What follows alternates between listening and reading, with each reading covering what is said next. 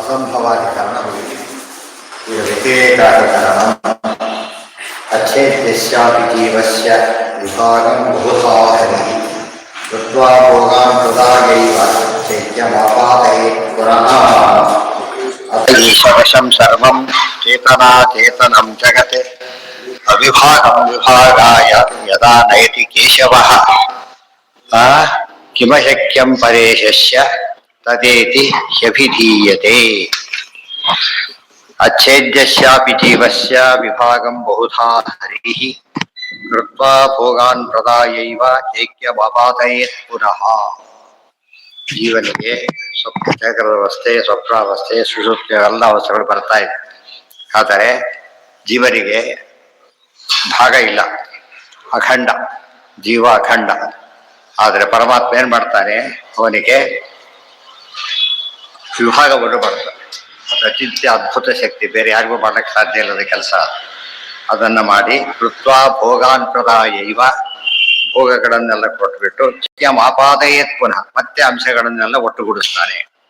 ಅದೆಲ್ಲ ರತ್ನಾಂಶಲ್ಲಿ ಹೇಳ್ಬೇಕಾದ್ರೆ ಸ್ಪಷ್ಟ ಹೇಳಿದ್ದಾರೆ. ಚನುತ್ಯ ಸೃಷ್ಟಯದಲ್ಲಿ ಅಂತ ವರ್ಣನೆ ಮಾಡ್ತಾ ಜಾಗರ ಸ್ವಪ್ನ ಸುಸುಪ್ತಿಗಳೊಳಗೆ ಎಲ್ಲವನ್ನು ಮಾಡಿ ಕೊನೆಗೆ ಐಕ್ಯವನ್ನು ಹೊಂದಿಸ್ತಾರೆ ಜೀವನದ.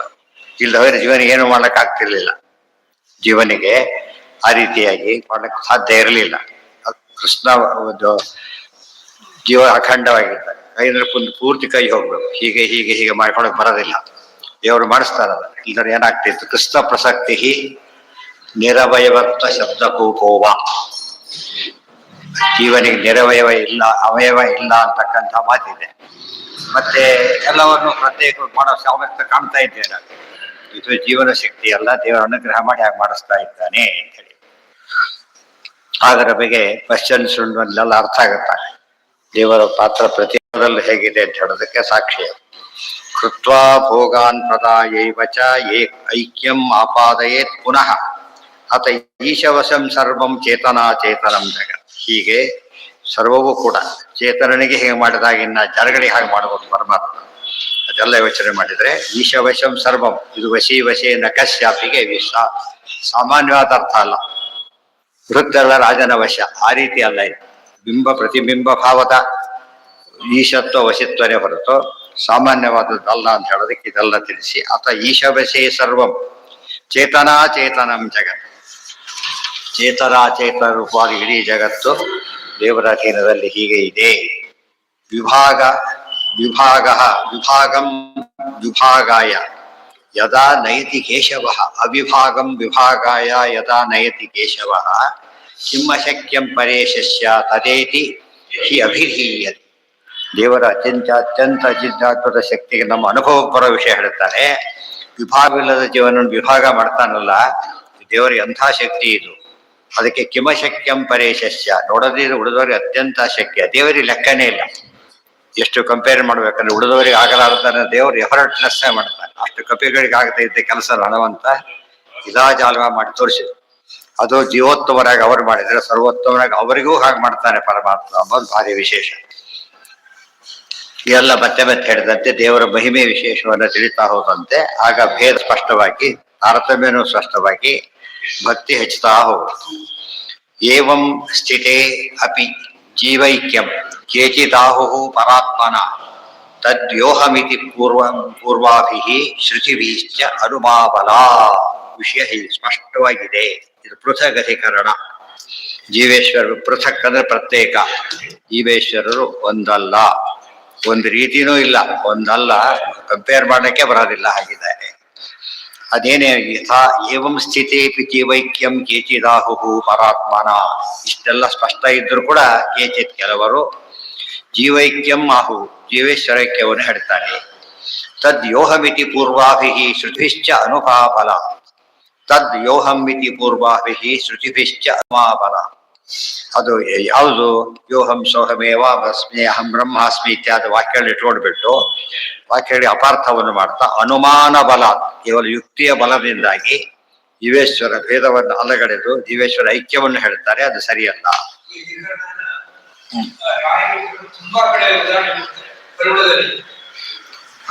ಸೊ ಜೀವೇಶ್ವರ ಭೇದ ಹೇಳ್ಬೇಕಾದ್ರೆ ಬೇಕೇ ಬೇಕು, ಅದಕ್ಕೆ ಆ ರೀತಿ ಕೊಡ್ತಾರೆ. ನ ತದ್ಯುಕ್ತಂ ಯಥೋ ವಿಷ್ಣು ಪೃಥಗೇವ ಅಭಿಧೀಯತೆ. ಈ ವಾದ ಸರಿಯಲ್ಲ. ಯಾಕೆ? ವಿಷ್ಣು ಪೃಥಗೇವ ಅಭಿಧೀಯತೆ, ಎಲ್ಲರಿಂದನೂ ಪ್ರತ್ಯೇಕ ಎಂಬುದನ್ನು ಸ್ಪಷ್ಟವಾಗಿ ಶಾಸ್ತ್ರ ಶ್ರುತಿಗಳು ಹೇಳಿವೆ. ಆ ಶ್ರುತಿಗಳು ಅಷ್ಟೆಲ್ಲ ಹೇಳಿದ ಮೇಲೆ ಇಲೈಕ್ಯ ಹೇಗೆ ಹೇಳಕ್ಕೆ ಸಾಧ್ಯ ಇದೆ? ಆ ಸ್ಪಷ್ಟ ಭೇದವನ್ನು ಹೇಳಿದ್ದು ಅನಂತ ವಾಕ್ಯಗಳಲ್ಲಿ. ಆ ಭೇದ ಹೇಳಂತೆ ಕಾಣ್ತಿರೋದು ಬರೀ 5 ವಾಕ್ಯಗಳೊಳಗೆ. ಅದು ಡೈರೆಕ್ಟ್ ಆಗಲ್ಲ, ಇಂಡೈರೆಕ್ಟ್ ಆಗಿ. ಅಂದ್ಮೇಲೆ ಯಾವುದು ಪ್ರಬಲ? ಪ್ರಾಬಲ್ಯ ಸಂಖ್ಯೆ ತಗೊಂಡ್ರು ಪ್ರಬಲ, ನಿರವಕಾಶ ಸಾವಕಾಶ ತಗೊಂಡ್ರು ಪ್ರಬಲ, ಅನುಭವಾದಿ ಪ್ರಮಾಣ ತಗೊಂಡ್ರು ಪ್ರಬಲ. ಅಂತ ಜೀವೇಶ್ವರ ಐಕ್ಯವನ್ನ ಅಲಗಡಿಲಿಕ್ಕೆ ಹೋಗ್ಬೇಕೆ ಹೊರತು ಭೇದವನ್ನ ಅಲಗಡಿಲಿಕ್ಕೆ ಸಾಧ್ಯ ಇಲ್ಲ. ನ ತದ್ಯುಕ್ತಂ ಯಥೋ ವಿಷ್ಣು ಪೃಥಗೇವ ಅಭಿಧೀಯತೆ ಪ್ರಜ್ಞಾನೇತ್ರೋ ಲೋಕ ಇತಿ ಮುಕ್ತೋ ಭೇದೋ ಅಭಿಧೀಯತೆ. ಇಲ್ಲಿ ಹೇಳ್ತಾರೆ ಗೊತ್ತವ್ರು ಇದಕ್ಕೆ. ಹೌದು, ಒಪ್ಪಿದ ವ್ಯಾವಹಾರಿಕ ಭೇದ ಹೇಳ್ತಾರೆ ಅಷ್ಟೇ. ಅಲ್ಲಿ ಬೋರ್ಡ್ ಹಾಕಿಲ್ಲಲ್ಲ, ಅದಕ್ಕೇನು ವ್ಯಾವಹಾರಿಕ ಭೇದ ಹೇಳ್ತಾರೆ ಅಂತೇನೆ ಹೇಳಿಲ್ಲ. ಬ್ರಹ್ಮಸೂತ್ರದಲ್ಲಿ ಹೇಳ್ಬೇಕಾದ್ರೆ ವ್ಯಾವಹಾರಿಕ ಭೇದ ಹೇಳೋದಕ್ಕೆ ಏನು ಕಾರಣ ಇದೆ? ಸರ್ವಶಾಸ್ತ್ರಾರ್ಥ ನಿರ್ಣಯ ಮಾಡ್ಲಿಕ್ಕೆ ಹೊರಟಾಗ ಅದಿಲ್ಲ, ಆ ರೀತಿ ಹೇಳಿಲ್ಲ ಈ ಮಧ್ಯೆ ಅವರು. ಜನ್ಮ ಜನ್ಮನಿ ಅಜ್ಞಾನೇತ್ರೋ ಲೋಕ ಇತಿ ಮುಕ್ತೋ ಭೇದೋ ಅಭಿಧೀಯತೆ. ಪ್ರಜ್ಞಾನೇತ್ರ ಲೋಕ ಇತಿ ಮುಕ್ತೋ ಭೇದ ಅಭಿಧೀಯತೆ. ಪ್ರಜ್ಞಾನ ಪರಮಾತ್ಮನೇ ಜೀವರಿಗೆ ಕಣ್ಣು ಮೊದಲಾಗಿ ಎಲ್ಲವೂ ಆಗಿದ್ದಾನೆ, ಮುಕ್ತರಿಗೂ ಆಗಿದ್ದಾನೆ ಅಂತ ಹೇಳಿದ್ವಿ. ಮುಕ್ತರಿಗೂ ಆಗಿದ್ದಾನೆ ಅಂತ ಹೇಳಿದ್ಮೇಲೆ ಮುಕ್ತಿಯಲ್ಲಿ ಐಕ್ಯ ಸರಿಯಲ್ಲ. ಅವ್ರ ಪ್ರಕಾರ ಡೆಫಿನೇಷನ್ ಅಂದ್ರೆ ಏನು? ಜೀವೇಶ್ವರ ಐಕ್ಯನೇ ಮುಕ್ತಿ. ಆದ್ರೆ ಹಾಗೆ ಹೇಳೇ ಇಲ್ಲ. ಆ ಭಾಗ ಯಾವ ಮುಕ್ತಿಯಲ್ಲಿ ಎಲ್ಲಿ ಯಾರು ವರ್ಣನೆ ಮಾಡೇ ಇಲ್ಲ, ಅದನ್ನು ಯಾವ ಶ್ರುತಿನೂ ಹೇಳಿಲ್ಲ. ಏತವಾನಂದಮಯಮಾತ್ಮಾನಂ ಉಪಸಂಕ್ರಮ್ಯ ಅವೆಲ್ಲ ಬಂದಿದೆ ಈಗಾಗಲೇ. ಅನ್ಯಾಂ ಪರಮಂ ಮತ್ತೇನಾಗ್ತಾರೆ ಮುಂದೆ? ಪರಮಂ ಸಾಮ್ಯ ಉಪೈ. ಪರಮ ಸಾಮ್ಯವನ್ನು ಹೊಂತಾರೆ ಅಂತ ಹೇಳಿದ್ರೆ ಐಕ್ಯ ಹೊಂತಾರೆ ಅಂತ ಹೇಳಿಲ್ಲ. ಸಾಮ್ಯ ಹೊಂದೋದು ಬೇರೆ, ಐಕ್ಯ ಹೊಂದೋದು ಬೇರೆ. ಒಬ್ಬ ಇಂಜಿನಿಯರಿಂಗ್ ಇದ್ದ, ರಿಟೈರ್ ಆದ, ಇನ್ನೊಬ್ಬನ ತಂದು ಹಾಕಿದ್ರು. ಅದೇ ಪೋಸ್ಟಲ್ಲಿ ಇದ್ದ. ಸಂವಾದ ಪೋಸ್ಟೇ ಹೊರತು ಸಂವಾದ ವ್ಯಕ್ತಿ ಅಲ್ಲ. ವ್ಯಕ್ತಿ ವ್ಯಕ್ತಿ ಬೇರೆ ಆಗಿದೆ. ಸಮರಲ್ಲೇ ಎಷ್ಟು ವ್ಯತ್ಯಾಸ ಇದೆ. ಇನ್ನು ಮೇಲೂ ಕೆಳಗಡೆ ಸಾಧ್ಯ ಯೋಚನೆ ಮಾಡ್ಲಿಕ್ಕೂ ಸಾಧ್ಯ ಇಲ್ಲ. ಸಮಾನರಲ್ಲೂ ಕೂಡ ಪರಸ್ಪರ ಐಕ್ಯ ಇಲ್ಲ, ನೆನಪಿರ್ಬೇಕು. ಸಮಾನರಲ್ಲೂ ಕೂಡ ಏನಿಲ್ಲ, ಪರಸ್ಪರ ಐಕ್ಯ ಇಲ್ಲ. ಇಷ್ಟು ವಿಷಮರಾದವರಲ್ಲಿ ಐಕ್ಯ ಬರ್ಲಿಕ್ಕೆ ಹೇಗೆ ಸಾಧ್ಯ ಇದೆ? ಇದಂ ಜ್ಞಾನಂ ಉಪಾಶ್ರಿತ್ಯ ಮಮ ಸಾಧರ್ಮ್ಯಮಾಗತ. ಸ್ಪಷ್ಟ ಭಗವದ್ಗೀತೆ ವಾಕ್ಯ. ನನ್ನ ಹತ್ರ ಸಾಧರ್ಮ್ಯವನ್ನು ಹೊಂದಿ ಬರ್ತಾರೆ ಹೊರತು ಐಕ್ಯ ಹೊಂತಾರೆ ಅಂತ ಹೇಳಿಲ್ಲ. ಸರ್ಗೇಪಿ ರೂಪಜಾಯಂತೆ ಪ್ರಳಯೇನ ವ್ಯಸತಿ. ಇದು ಮೋಕ್ಷ ಅಲ್ಲ, ಬೇರೆ ವಿಷಯ ಹೇಳ್ತಾರೆ ಅಂದ್ರೆ ಸ್ಪಷ್ಟ ಇದೆ. ಸೃಷ್ಟಿ ಕಾಲಕ್ಕೆ ಹುಟ್ಟೋದಿಲ್ಲ, ಪಡೆಯ ಕಾಲಕ್ಕೆ ಸಾಯೋದಿಲ್ಲ ಅಂತ ಹೇಳಿದ್ಮೇಲೆ ಯಾವ ಸ್ಟೇಜ್ ಅದು? ಮುಕ್ತಿ ಸ್ಟೇಜ್. ಮುಕ್ತಿ ಸ್ಟೇಜಲ್ಲೇ ಸಾಧರ್ಮ್ಯ ಹೇಳಿದ್ದಾರೆ ಹೊರತು ಏನ್ ಹೇಳಿಲ್ಲ, ಸಾಮ್ಯನೂ ಹೇಳಿಲ್ಲ. ಸಾಧರ್ಮ್ಯ ಬೇರೆ, ಸಾಮ್ಯ ಬೇರೆ. ಸಾಧರ್ಮ್ಯ ಸಾಮ್ಯ, ಸಾಧರ್ಮ್ಯ ಸ್ವಲ್ಪ ಇದ್ರು ಸಾಧರ್ಮ್ಯ, ಸಾಮ್ಯ ಅಂದ್ರೆ ಬಹಳ ಹೆಚ್ಚು ಕಡೆ ಇರ್ತದೆ. ಐಕ್ಯ ಅಂದ್ರಂತೂ ಒಂದೇ ಆಗೋದು. ಎಲ್ಲಿ ಇದೇ ಸಾಧ್ಯವಿಲ್ಲದ ಅದೇ ಸಾಧ್ಯ ಆಗುತ್ತೆ.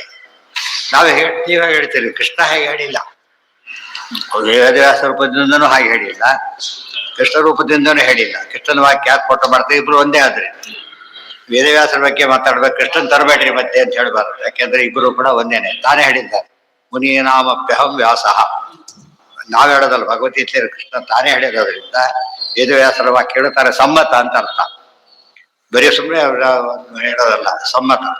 ರಾಮದೇವರು ಮಾಡಿದ ಸಮ್ಮತ. ರಾಮ ಶತ್ರಪ್ರತಾಮಹಂ ಇವೆಲ್ಲ ತಿಳ್ಕೊಂಡಾಗ ಯಾತಕ್ಕೆ ಹೇಳಿದ್ರು? ಸುಮ್ಮನೆ ಹೇಳಿದ್ದಲ್ಲ, ವಿಶೇಷವನ್ನ ತಿಳಿಸೋಕ್ಕೋಸ್ಕರ ಹೇಳಿದ್ದಾರೆ. ತತ್ರ ಪರ್ಯೇತಿ ಉಪಸಂಪದ್ಯತೆ ಜ್ಯೋತಿ ಸ್ವರೂಪೇಣ ಅಭಿನಿಷ್ಪದ್ಯತೆ. ಹೇಗಿರ್ತಾನೆ ಗೊತ್ತಾ? ಅಲ್ಲಿ ಸ್ವರೂಪವನ್ನು ಹೊಂತಾನೆ. ಮುಕ್ತಿ ಹೆಸರು ತಾನು ಸ್ವರೂಪವನ್ನು ಶುದ್ಧ ಸ್ವರೂಪ ಪಡೆಯೋದು ಅಂತ ಅರ್ಥನೇ ಹೊರತು ಏನಲ್ಲ ಐಕ್ಯ ಅಂತ ಅರ್ಥ ಅಲ್ಲೇ ಅಲ್ಲ. ಮತ್ತಪ್ಪ ಇವು ಜೈಲಿಂದ ಬಿಡುಗಡೆ ಆಗ್ಬಿಟ್ರೆ ಜೈಲರೇ ಆಗ್ಬಿಡ್ತಾನೆ. ಬಿಡುಗಡೆಯಾಗಿ ಹೊರಗೆ ಬರ್ತಾರೆ ಅಷ್ಟೇ ಹೊರತು ಏನಾದ ಅವನಿಗೆ ಒಣಗಿದ್ದವ್ರು ಹೊರಗೆ ಬಂದ, ಅದಕ್ಕೆ ಬಿಡುಗಡೆ ಅಂತ ಕರೀತಾರೆ ಅಷ್ಟೇ ಹೊರತು ಅವ್ರು ಒಂದಾಗದ ಬಿಡುಗಡೆ ಯಾರು ಕರೆದೇ ಇಲ್ಲ. ಅಂದ್ರೆ ಮುಕ್ತಿಯ ಡೆಫಿನೇಷನ್ನೇ ಬದಲಾಯಿಸ್ಕೊಂಡ್ಬಿಟ್ರು. ತತ್ರ ಪರ್ಯೇತಿ ಜಕ್ಷಮಿಶ್ಚ ಕ್ರೀಡನ್ನಪಿ ಸದಾ ಸುಖಿ. ಮುಕ್ತಿಯಲ್ಲೂ ಕೂಡ ಜೀವನಿಗೆ ನಿರ್ಗುಣ ಬ್ರಹ್ಮ ಐಕ್ಯ ಹೊಂದಿದ್ರೆ ಸುಮ್ಮನೆ ಕೊಡ್ಬೇಕಾಗಿತ್ತು. ಅಲ್ಲೇರಾಗ್ತಾನೆ, ಓಡಾಡ್ತಾನೆ, ಕ್ರೀಡೆ ಮಾಡ್ತಾನೆ, ಸುಖವಾಗಿರ್ತಾನೆ ಅಂತ ಹೇಳಿದ ಮೇಲೆ ಅಲ್ಲಿ ಐಕ್ಯ ಬಂದೇ ಇಲ್ಲ. ಅಲ್ಲಿ ನಿರ್ಗುಣನೂ ಅಲ್ಲ, ಅಖಂಡನೂ ಅಲ್ಲ. ನೀವು ಹೇಳಿದಂತಹ ಅಖಂಡ ಐಕ್ಯ ಪ್ರಶ್ನೆ ಬರೋದೂ ಇಲ್ಲ. ಆಚಕ್ಷ್ವಮೇ ಪರಂ ಮೋಕ್ಷಂ ಧೀರಾಯಂ ಪ್ರಬದಂತಿತಂ. ಅಲ್ಲಿ ಉತ್ತರ ಏನು? ಅವ್ರು ಕೊಟ್ಟಿದ್ದೇನು, ಅದು ಹೇಳಿದ್ದೇನು, ಉತ್ತರ ಕೊಟ್ಟಿದ್ದೇನು ಅಂತ ಕೇಳಿದ್ರೆ ಇತ್ಯುಕ್ತಾಹ ವಾಗ್ದೇವಿ ಪರಂ ಮೋಕ್ಷಂ ಪ್ರಜಾಪತೆ. ಪ್ರಶ್ನೆ ಕೇಳಿದ್ದು ನನಗೆ ಎಂತ ಮೋಕ್ಷ ಹೇಳ್ಬೇಕು ಗೊತ್ತಾ? ಪರಂ ಮೋಕ್ಷಂ. ಅವ್ರ ಮೋಕ್ಷ ಎರಡು ವಿಧ ಅಂತ ಹೇಳ್ತಾರೆ, ಲೋಯರ್ ಮೋಕ್ಷ, ಹೈಯರ್ ಮೋಕ್ಷ ಅಂತ ಹೇಳಿ. ಅಲ್ಲ, ಐಕ್ಯ ಹೇಳಿದ್ರೆ ಲೋಯರ್ ಐಕ್ಯ ಹೇಳ್ಬೇಕು ಅದರೊಳಗೆ, ಅದಿಲ್ಲ. ಅದ್ ಕೇಳ್ಬೇಕಾದ್ರೆ ಪರಂ ಮೋಕ್ಷಂ ಹೇಳ್ಬೇಕಾರೆ ಅಂತ ಹೇಳಿದಾಗ ಶಾಖಾಂ ಶಾಖಾಂ ಮಹಾನದ್ಯ ಸಮ್ಯಾಂತಿ ಪರಿತಸ್ರವಾಹ. ಶಾಖಾಂ ಶಾಖಾಂ ಮಹಾನದ್ಯ ಸಮ್ಯಾಂತಿ ಪರಿತಃ ಸ್ರವಾಹ. ಅಲ್ಲಿ ಕೂಡ ಬೇಕಾಷ್ಟು ನದಿಗಳು ಹರಿತಾ ಇದೆ ಅಂತ ಹೇಳ್ತಾರೆ.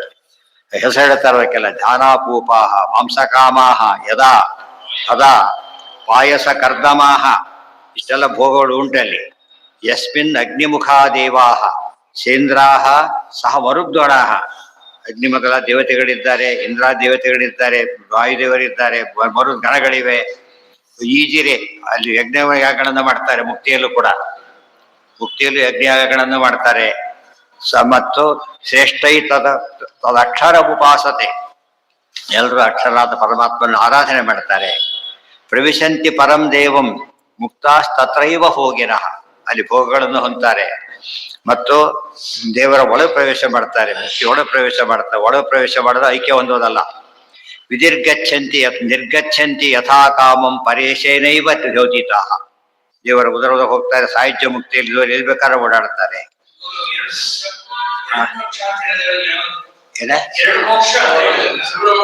ಸಗುಣ ಮೋಕ್ಷ, ನಿರ್ಗುಣ ಮೋಕ್ಷ. ಸಗುಣ ಮೋಕ್ಷದಲ್ಲಿ ಇವೆಲ್ಲ ನೀವು ಹೇಳೋದಲ್ಲ ಸಗುಣ ಮೋಕ್ಷ. ನಾಳೆ ನಿರ್ಗುಣ ಮೋಕ್ಷ ಅಂತ ಹೇಳ್ತಾರೆ. ನಿರ್ಗುಣ ಮೋಕ್ಷ ಅಂದ್ರೆ ಯೂಸ್ಲೆಸ್ ಆಯ್ತಲ್ಲ. ಗುಣ ಇದ್ದರೆ ತಾನೇ ಮೋಕ್ಷಕ್ಕೆ ಬೆಲೆ ಬರುತ್ತೋ, ಆ ತರ ಹೇಳ್ತಾರೆ. ನಿರ್ಗಚ್ಚಂತಿ ಯಥಾ ಕಾಮಂ, ಅದು ಸಾಹಿತ್ಯ ಮುಕ್ತಿಗೆ. ಭೇದ ದೃಷ್ಟ್ಯ ಅಭಿಮಾನೇನ ನಿಸ್ಸಂಗೇನಾಪಿ ಕರ್ಮಣ ಕರ್ತೃತ್ವ ಸಗುಣಂ ಬ್ರಹ್ಮ ಪುರುಷಂ ಪುರುಷರ್ಷಭಂ. ಅಲ್ಲಿ ಪರಮಾತ್ಮ ಸಗುಣ ಬ್ರಹ್ಮನೇ ಹೊರತು ನಿರ್ಗುಣ ಬ್ರಹ್ಮ ಅಲ್ಲ. ಯಾತಕ್ಕೆ? ಕರ್ತೃ ಅಂತ ಕರೆದಾಗ ಏನಿರಬೇಕು? ಕರ್ತೃತ್ವ ಗುಣ ಇರಬೇಕು. ಅಲ್ಲಿಂದ ಶುರುವಾಗ ಕರ್ತೃತ್ವ ಅಂತ ಹೇಳಿದಾಗ ಆ ಗುಣದಿಂದ ಶುರುವಾದ ಮೇಲೆ ಕರ್ತ ಆಗದೇ ಇಲ್ಲ ಅವರ. ಆ ಹಿನ್ನೆಲೆಯಲ್ಲಿ ಯಾವುದು ವಿರುದ್ಧವಾದ ಮಾತುಗಳು. ಕರ್ತೃತ್ವ ಸಗುಣ, ಇದ ಭಾಗವತದ ವಾಕ್ಯ. ಕರ್ಮ ನಿರ್ಣಯದಲ್ಲಿ ವಿಸ್ತಾರವಾಗಿ ಹೇಳಿದ್ದಾರೆ ಬಗ್ಗೆ. ಬ್ರಹ್ಮ ಪುರುಷಂ ಪುರುಷರ್ಷಭಂ ಸ ಸಂಗತ್ಯ ಪುರುಷಂ ಪುರುಷರ್ಷಭಂ. ಪುರುಷ ಶ್ರೇಷ್ಠ ಪರಮಾತ್ಮ ಇದ್ದಾನಲ್ಲ, ಅವನ ಹತ್ರ ಹೋಗ್ತಾರೆ. ರುಚಾಂತ್ವ ಪೋಷಮಾಸ್ತೇಚ ಪರೇಣ ಪ್ರೇರಿತಾ ಸದಾ. ಎಲ್ಲರೂ ಕೂಡ ವೇದಾದಿಗಳನ್ನ ಪಡೆದು ಅದರಿಂದ ವಿಶೇಷವಾದ ಆನಂದವನ್ನು ಪಡೀತಾ ಪರಮಾತ್ಮ ಪ್ರೇರಿತರಾಗೇ ಇರ್ತಾರೆ ಹೊರತು ಪ್ರೇರಣೆ ಮುಕ್ತಿಯಲ್ಲೂ ಕೂಡ ಎಲ್ಲ ಪ್ರೇರಣೆ ಇಲ್ಲೂ ಅಲ್ಲಿ ಆ ವ್ಯತ್ಯಾಸ ಇಲ್ವೇ ಇಲ್ಲ. ಜಾತೆ ಗುಣವಿತಿಕರೇ ಯಥಾಪೂರ್ವಂ ಪ್ರಜಾಯತೆ ರುಚಾಂತಃ ಪೋಷಮಾಸ್ತೆ ಚ ಪರೇಣ ಪ್ರೇರಿತಾ ಸದಾ ಯತ್ಕಾಮಃ ತತ್ ಸೃಜತಿ ತದ್ಧೈವ ಆತ್ಮನ ತತ್ ಸೃಜತ್ಯಪಿ. ಏನೇ ಇಷ್ಟಪಡ್ತಾನೋ ಪರಮಾತ್ಮ ಸೃಷ್ಟಿ ಮಾಡಿ ಅವ್ರಿಗೆ ಕೊಡ್ತಾನೆ. ಆಟೋಮೆಟಿಕ್ ಅಲ್ಲ, ಅದು ಅನುಗ್ರಹ ಮಾಡಿ ಕೊಡ್ತಾನೆ. ದುಃಖಾದಿಂಶ ಪರಿತ್ಯಜ್ಯ ಸಹೈವ ಬ್ರಹ್ಮಣ ಕಾಮಾನ್ ಭುಂಕ್ತೆ ನಿಸ್ತೀರ್ಣ ಸದ್ಗುಣ. ಬ್ರಹ್ಮದೇವರು ಇರ್ತಾರಲ್ಲಿ, ಅವ್ರ ಜೊತೆಗೆ ಅನುಭವಿಸಿ ಅವ್ರು ಪ್ರಧಾನರಾಗಿರ್ತಾರೆ, ಅಪ್ರಧಾನನಾಗಿರ್ತಾನೆ. ಇಷ್ಟೆಲ್ಲ ವಾಕ್ಯಗಳಿರ್ಬೇಕಾದ್ರೆ ಐಕ್ಯ ಅಂಬೋದು ಈಗಿಲ್ಲ ಅಂಬೋದು ಅನುಭವಿಸಿದ್ದ, ಆಗಿಲ್ಲ ಅಂಬ ಶ್ರುತಿ ಸಿದ್ಧ. ಆದ್ರೆ ಅನುಭವ ಶ್ರುತಿ ತೆಗೋದಿಲ್ಲ, ಅದರಿಂದ ಯಾವಾಗಲೂ ಕೂಡ ಇದ್ದೇ ಇರುತ್ತೆ. ದುಃಖಾದಿಶ್ಚ ಪರಿತ್ಯಜ್ಯ ಜಗದ್ವ್ಯಾಪಾರ ವರ್ಜಿತ. ಸೂತ್ರ ಜಗದ್ವ್ಯಾಪಾರ ವರ್ಜಂ ಅಂತ ಹೇಳಿ ದುಃಖಗಳನ್ನ ಕಳ್ಕೊಡುತ್ತಾನೆ. ಜಗದ್ವ್ಯಾಪಾರ ಮುಕ್ತ ದೇವತೆಗಳಿಗೂ ಇಲ್ಲ. ಭುಂಕ್ತೆ ಭೋಗಾನ್ ಸಹೈವ ಉಚ್ಚಾನ್, ಗೊತ್ತಾಯ್ತಾ? ಇತ್ಯಾದಿ ಆಗಮಮಾನತ. ಇಷ್ಟೆಲ್ಲ ಪ್ರಮಾಣಗಳಿರ್ಬೇಕಾದ್ರೆ ಎಲ್ಲಿ ಶುರು ಮಾಡಿದ್ರು? ಸರ್ವೇ ಇತ್ಯುಕ್ತಾಹ ವಾಗ್ದೇವಿ ಪರಂ ಮೋಕ್ಷಂ ಪ್ರಜಾಪತಿ ಅಂತ ಶುರು ಮಾಡಿ ಇಷ್ಟೆಲ್ಲ ಬೇರೆ ಬೇರೆ ವಾಕ್ಯಗಳನ್ನೆಲ್ಲ ಕೋಟ್ ಮಾಡ್ಬೇಕಾದ್ರೆ ಮಿಕ್ಸಪ್ ಮಾಡ್ಬಿಡ್ತಾರೆ. ಕಲಿಸಿಬಿಟ್ಟು ಪೂರ್ತಿ ವಾಕ್ಯ ಹೇಳಿದಾನೆ ಗೊತ್ತಿದೆ ಅಂತ ಅರ್ಥ ಸೇರಿಸ್ಬಿಡ್ತಾರೆ. ಹೌದ್ರ ಬೇರೆ ಇಲ್ಲದ ಪುಸ್ತಕ ಇನ್ನೂ ದೊಡ್ಡದಾಗೋದು. ಅಷ್ಟು ಮಾತ್ರ ಹಿಂಟ್ ಮಾಡ್ತಾ ಹೋಗ್ತಾರೆ. ಕೊಟೇಶನ್ ಫುಲ್ ಕೊಡ್ಬೇಕಾಗಿಲ್ಲ. ಯಾವ ವಿಷಯಕ್ಕೆ ಎಷ್ಟು ಬೇಕೋ ಅಷ್ಟು ಮಾತ್ರ ಪುಸ್ತಕ ಕೋಟ್ ಮಾಡ್ಬಿಟ್ಟು ಏನ್ ಮಾಡ್ತಾರಾಗ ಆ ರೀತಿ ಕೊಡೋದು. ಪೇಜು ಕೋಟ್ ಮಾಡಬಾರ್ದು, ಲೈನು ಕೋಟ್ ಮಾಡ್ಬೇಕು. ಅದು ಸಲ ಹಿಂಟ್ ಮಾಡಿದ್ರೆ ಸಾಕಾದಷ್ಟು. ಅದ ಯಾವ್ದು ಎಷ್ಟು ಬೇಕೋ ಅಷ್ಟು ಡೆಸಿಟಿ ಎಷ್ಟಿರುತ್ತೆ ಅಷ್ಟು ಮಾಡ್ಬೇಕು, ಅವ್ರು ಹೆಚ್ಚು ಮಾಡೋ ಹಾಗಿಲ್ಲ. ದುಃಖಾದಿವಿಷ ಪರಿತ್ಯಜ್ಯ ಜಗದ್ವ್ಯಾಪಾರ ವರ್ಜಿತ. ದುಃಖಾದಿಗಳನ್ನು ಕಳ್ಕೊಳ್ಳೋದು ಮೋಕ್ಷ ಅಂತಾರೆ, ಜಗದ್ವ್ಯಾಪಾರವನ್ನು ಬಿಡೋದಕ್ಕೆ ಮೋಕ್ಷ ಅಂತಾರೆ ಹೊರತು ಅವನು ಐಕ್ಯ ಹೊಂದೋದಕ್ಕೆ ಮೋಕ್ಷ ಅಂತ ಕರೆದೇ ಇಲ್ಲ. ಮತ್ತೆ ಯಾವ ವ್ಯವಹಾರದಲ್ಲೂ ಅದಿಲ್ಲ, ಯಾವ ವ್ಯವಹಾರದಲ್ಲೂ ಆ ಮಾತು ಬಂದೇ ಇಲ್ಲ. ಫಸ್ಟ್ ಆಫ್ ಆಲ್ ಮುಕ್ತಶ್ಚ ಭೇದಾವಗತೆ ಕಥಮೇವ ಅಭಿನ್ನತ.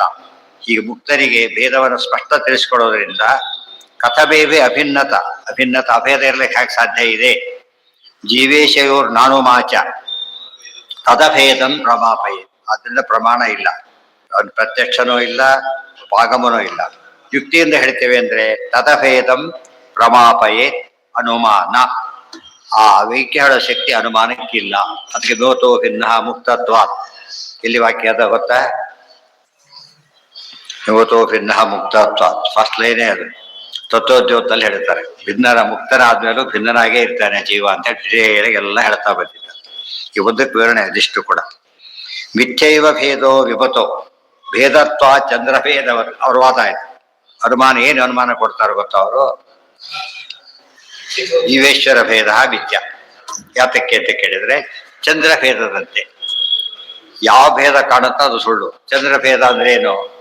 ಈಗ ನೋಡ್ತಾನೆ ಎರಡೆರಡು ಚಂದ್ರ ಕಾಣ್ತಾನೆ. ಇಲ್ಲಿ ಆ ಚಂದ್ರನಾಗಿ ಎಲ್ಲರ ಡಬಲ್ ಚೆನ್ನಾಗ್ಬಿಡ್ತೀರಿ ಇಮಿಡಿಯೇಟ್ ನೋಡಿದ್ರೆ ಅಟೆಂಡೆನ್ಸ್ ಆಗಿ ಹೀಗೆ ಇಟ್ಕೊಂಡು ಅಟೆಂಡೆನ್ಸ್ ಅಂತ ಕೇಳಿದ್ರೆ ಅರ್ಥ ಇರೋದಕ್ಕೆ. ಅಲ್ಲೂ ಕೂಡ ಏನಾಗಿಲ್ಲ ವಾದ. ಚಂದ್ರಭೇದ ಕಂಡ್ರು ಹೇಗೆ ಚಂದ್ರಲ್ಲಿ ಭೇದ ಇಲ್ವೋ, ಇಬ್ಬರು ಚಂದ್ರ ಕಂಡ್ರು ಕೂಡ ಹೇಗೆ ಒಬ್ಬ ಚಂದ್ರ ಇದ್ದಾನೋ, ಇಬ್ಬರು ಜೀವರು ಕಂಡ್ರು ಆತ್ಮ ಪರಮಾತ್ಮ ಕಂಡ್ರು ಇಬ್ರು ಒಂದೇ ಆಗಿದ್ದಾರೆ. ಇದು ಅವ್ರ ವಾದ. ಎಷ್ಟು ಜನ ಒಪ್ಕೊಂಡ್ಬಿಟ್ರದಪ್ಪ ದೃಷ್ಟಾಂತ. ಅದ್ಯಾವ ಒಪ್ಕೊಳಕ್ಕಾಗತ್ತೆ? ಫಸ್ಟ್ ಉಪಾಧಿ ಒಂದು ಹೀಗಿರ್ಬೇಕು, ಫಸ್ಟ್ ಕಣ್ಣಿರ್ಬೇಕು, ಪದಾರ್ಥ ಇರ್ಬೇಕು. ಒಬ್ಬರು ಇಲ್ಲೇ ಇಲ್ಲ ಫಸ್ಟ್ ಅವನು. ಚಂದ್ರ ಇದ್ರೆ ಬಂದಿರ್ಬೇಕು, ಚಂದ್ರನೇ ಇಲ್ಲ ಅಷ್ಟೇ. ಚಂದ್ರಭೇದವತ್ ಇತಿ ಚೇತ್ ಸಾಧ್ಯ ಧರ್ಮೋಯಂ ಸನ್ನ ಸನ್ವಾವ ಸನ್ ಅಸನ್ವಾ ಚ ಉಭಯಂ. ಈ ಹೇಳ್ತೀಯಲ್ಲ ಇದೇನು ಸತ್ಯನೋ ಅಸತ್ಯನೋ ಸತಸತ್ಯನೋ ಏನಿದು? ಹಾಗಿದ್ರೆ ಕೇಳ್ತಾರೆ ಯಾವ ಭೇದ ಸಾಧನೆ ಮಾಡ್ತೀಯಪ್ಪ ನೀನೀಗ? ಸದ್ಭೇದನ ಅಸದ್ಭೇದನ ಸದಸದ್ಭೇದನ? ಅಸದ್ ವಿಲಕ್ಷಣ ಭೇದ ಹೇಳು. ಇಲ್ಲ ಅಲ್ಲ ಯಾವ್ದ ಇಲ್ಲೊಂದು ಹೇಳ್ತೇನೆ. ಯದಿ ಸನ್ ಅಪಸಿದ್ಧಾಂತಹ ಸ ಏವ ಅವಸನ್ ಇತೀರೀತೆ ಸ ಏವಾಸನ್ ಇತೀರೀತೆ. ಸದ್ಭೇದ ಹೇಳ್ತೀವಿ ಅಂತ ಕೇಳಿದ್ರೆ ಅಪಸಿದ್ಧಾಂತ. ಸದ್ಭೇದನೆ ಒಪ್ಪೋದಿಲ್ಲ, ಆದ್ರಿಂದ ಅಪಸಿದ್ಧಾಂತ. ನಾವು ಉಭಯಂ ಮತ್ತೆ ಎರಡು ಸೇರಿ ಹೇಳಕ್ ಬರೋ ವಿರುದ್ಧ. ಅದೇನಾಗುತ್ತೆ? ಸತ್ತು ಹೌದು ಅಸತ್ತು ಹೌದು ಅಂತ ಹೇಳಕ್ ಬರೋದಿಲ್ಲ. ಯಾತಕ್ಕೆ? ವಿರುದ್ಧ, ಕಾಂಟ್ರಡಿಕ್ಟರಿ. ಸೇನ್ನ ಸಿದ್ಧಂ ತದಿತಿ ಮಾನಸ್ಯ ದೂಷಣ. ಆದ್ದರಿಂದ ಅನುಮಾನ ಸರಿಯಲ್ಲ ಅಂತ ಸ್ಪಷ್ಟವಾಯಿತು. ನಚ ಮಾನಾಂತರೇಣ ಇತತ್ ಶಕ್ಯಂ ಸಾಧಯಿತು ಕ್ವಚಿತ್. ಇಲ್ಲ, ಪ್ರತ್ಯಕ್ಷನೂ ಇಲ್ಲ, ಅನುಮಾನನೂ ಇಲ್ಲ, ಆಗವನೂ ಇಲ್ಲ. ಅದು ಇನ್ನೊಂದು ಪ್ರಮಾಣ ಕೊಡ್ತೇನೆ ಅಂತ. ಯಾವ್ದಿದೆ ಕೊಡು? ಇರೋದೇ 3 ಪ್ರಮಾಣ. ಸುಮ್ಮನೆ ಸಂಖ್ಯೆ ಜಾಸ್ತಿ ಮಾಡ್ಕೊಂಡಿದ್ದಾರೋ. ಅದಿರೋ ಪ್ರಮಾಣಗಳು 3. ಅದು ಅನುಮಾನೇನ ಚೇತ್ಸೈವ ಹಿ ಅನವಸ್ಥಾ ಭವಿಷ್ಯ. ಅಂದ್ರೆ ನೀನು ಅನುಮಾನ ಮಾಡಿದ್ದೀಯ, ಪ್ರತ್ಯಕ್ಷ ಆಗವಗಳಿಲ್ಲ, ಅನುಮಾನ ಮಾಡಿದ್ದೆ, ದೋಷ ಹಿಡಿದ್ವಿ. ಅದಕ್ಕೆ ಇನ್ನೊಂದು ಅನುಮಾನ ಕೊಟ್ಟು ಸರಿ ಮಾಡೋದಾದ್ರೆ ಅಲ್ಲಿ ದೋಷ ಬರುತ್ತೆ.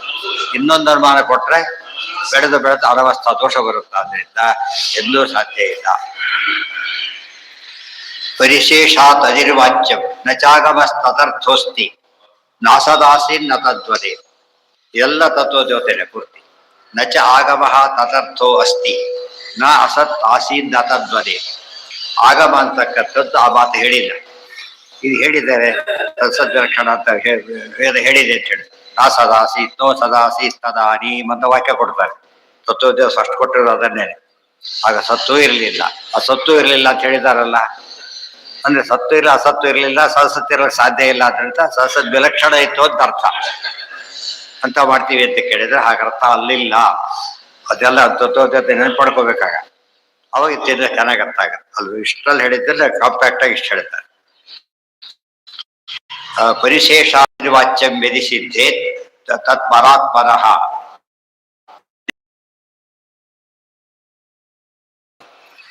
ನೀವು ದೋಷ ಆಯ್ತು. ಈಗ ಪಟಿಷನ್ ಕೊಟ್ಟದಕ್ಕೆ ಏನ್ ಪ್ರಾಬ್ಲಮ್ ಬಂತು ಅಂದ್ರೆ ಶ್ರುತಿ ಹೇಳ್ತಾ ಹೋಯ್ತದು. ಸತ್ತಿರ್ಲಿಲ್ಲ ಅಸತ್ತಿರ್ಲಿಲ್ಲ ಹೇಳ್ತಾ ಹೇಳ್ತಾ ಹೇಳ್ತಾ ಯಾವ್ದಿತ್ತು ಅಂದ್ರೆ ಸದಸಿ ಬ್ರಹ್ಮ ಇದ್ದ ಅಂತ ಹೇಳ್ತಾರೆ. ಸೊ ಯಾರು ಸದಸದ್ ವಿಲಕ್ಷಣ ಆಗಿದ್ದು? ಯಾರೀಗ? ಬ್ರಹ್ಮ ಆಗಿಬಿಟ್ಟ. ನೀವ್ ಮಾಡ್ಬೇಕು. ಈಗ ಜಗತ್ತನ್ನು ಮಾಡ್ಬೇಕಾಗಿತ್ತು. ಜಗತ್ತಾಡ್ ಮಾಡಕ್ ಹೋಗಿ ಏನಾಯ್ತು? ಈಗ ಬ್ರಹ್ಮನೇ ಸದಸ್ಯ ಲಕ್ಷಣ ಆಗಿದೆ. ಮುಂದೆ ಹೇಳಿದ್ದಾರೆ ಬ್ರಹ್ಮ ಇದ್ದ, ಇದ್ಯಾವುದೂ ಇರಲಿಲ್ಲ ಅಂತ ಹೇಳಿದಾಗ ಅಸತ್ತಿರ್ಲಿಲ್ಲ ಬ್ರಹ್ಮ ಇದ್ದಾದ್ರೆ ಸದ್ರಕ್ಷ ಬ್ರಹ್ಮ ಬಿಡ್ತಾರೆ. ನೋಡಿ ವಾಕ್ಯ ನೋಡಿ ಅದು. ಸಜ್ಜ ಆಗಮಸ್ತತ್ರ ಅನಿರ್ವಾಚ್ಯತ್ವೇವ ಸ್ಯಾತ್ ಪರಾತ್ಮನಃ. ಪರಾತ್ಮ ಪರಮಾತ್ಮ. ಸ್ಯಾತ್ ಪರಿಶಿಷ್ಟೋ ಹಿ ಅಸೋಸದ. ಯಾಕಂದ್ರೆ ಉಳಿದಿದ್ದವನೇ ಈಗ. ಸತ್ತು ಅಲ್ಲದೆ ಅಸತ್ತು ಅಲ್ಲದೆ ಅಸತ್ತು ಅಲ್ಲದೆ ಉಳಿದಿರೋ ವ್ಯಕ್ತಿ ಅಂದ್ರೆ ಜಗತ್ತಾಗಬೇಕಾಗಿತ್ತು. ಆಗಿದ್ಯಾರೋ ಅದೇ ಆಗಿತ್ತು. ಅನಿವಾಚ್ಯತ್ವೇವ ಸ್ಯಾತ್ ಪರಿಶಿಷ್ಟೋ ಹಿ ಅಸೋ ಸದಾ ನತು ನಚ ಅನ್ಯ ಆಗಮಸ್ತತ್ರ ಸದಸತ್ ಪ್ರತಿಯೋಗಿನಿ. ಈ ರೀತಿಯಾಗಿ ಯಾವ ಆಗಮನೂ ಕೂಡ ಇಲ್ಲ. ಸದಸತ್ ಪದಾರ್ಥ ಇತ್ತು, ಸದ್ಗಕ್ಷತ್ವಾರ್ಥ ಅಂತ ಹೇಳ್ತಕ್ಕಂಥವು ಯಾವ ಆಗಮನೂ ಇಲ್ಲೇ ಇಲ್ಲ. ನೀನು ಕೊಟ್ಟಾಗ ಉತ್ತರ ಕೊಟ್ಟಾಯ್ತು ನಾವೀಗ. ನಚ ಪ್ರತ್ಯಕ್ಷ ಮತ್ರಾಸ್ತಿ ನಚ ನಚ ಅರ್ಥಾಪತ್ತಿರಿಷ್ಯತೆ. ಮತ್ತೆ ಬಾಧಾಯೋಗಾತ್ ಸತ ಇತಿ ಬಾಧಾಭಾವತ ಏವಹಿ. ಅಲ್ಲಿಗೆ ನಾಳೆ ದಿವಸ ಅವ್ರು ಬುದ್ಧಿರ್ಪಾಡು. ಮೊದಲೇ ತತ್ವೋದ್ಯೋಗ ಸರಿಯಾಗಿ ನೆನಪಿಸ್ಕೊಂಡ್ರೆ ಏನೇನೋ ಕಷ್ಟ ಇಲ್ಲದೆ ಓದ್ಬೋದು.